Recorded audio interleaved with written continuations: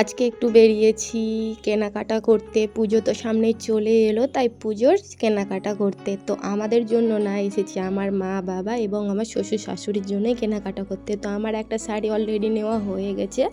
তো সব কিছুই মানে কী কেনাকাটা করেছি সব কিছুই তোমাদের অন্য একটা ভিডিওতে শেয়ার করব। তো দেখো এখন কি কেনাকাটা করছি সেটাই তোমরা দেখো। তো প্রথমেই চলে এসেছি একটা শাড়ির দোকানে। এখানে প্রচুর শাড়ি আছে আর আমরা কেনাকাটা এখান থেকেই করি। এটা আমাদের ঔরঙ্গাবাদে, দোকানের নাম মহাবীর শাড়ি সেন্টার। তো এখান থেকে শাড়ি নিয়ে চলে এসেছি আমি আমার যে শাড়িটা কিনেছি সেই শাড়ির ব্লাউজ কাটাতে। ব্লাউজ কাটিয়ে টাটিয়ে চলে এসেছিলাম ফুচকা খেতে। ফুচকা খাওয়া দাওয়া করে চলে এসেছিলাম একটু স্মার্ট পয়েন্ট আমার ছেলের জন্য টিফিনের খাবার নিতে। তারপরে এখানে এসেছি রয়্যাল ক্যাফেতে একটু খাওয়া দাওয়া করতে। আর এইটা নতুন ওপেনিং হয়েছে আমাদের নিমতিতা স্টেশনের পাশেই একদম আছে।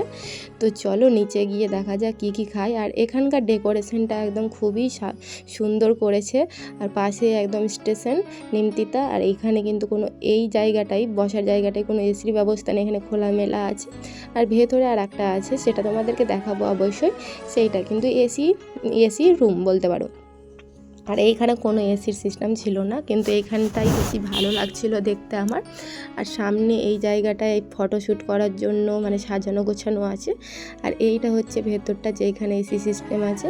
তো আমরা এখানেই বসে খাওয়া দাওয়া করেছিলাম। তো প্রথমেই নিয়েছিলাম জল, কোক আর একটা মাজা। তো মাজাটা আমার ছেলের জন্য। তো দেখো ও মাজাটা নেওয়া মাত্রই খাওয়া শুরু করে দিয়েছে। তারপরে আমাদের জন্য চলে এসেছিলো গরম গরম চিকেন বিরিয়ানি। তো চিকেন বিরিয়ানিটাই আমরা খাবো, আমি আর আমার বর ছেলে তিনজনে মিলে। তো চিকেন বিরিয়ানি খাওয়ার পরে চলে গিয়েছিলাম বাড়ি। তো এইরকম ছোট্ট ছোট্ট মিনি ব্লগ দেখার জন্য আমার চ্যানেলটাকে তাড়াতাড়ি তোমরা সাবস্ক্রাইব করে দাও। সবাই ভালো থেকো, টাটা।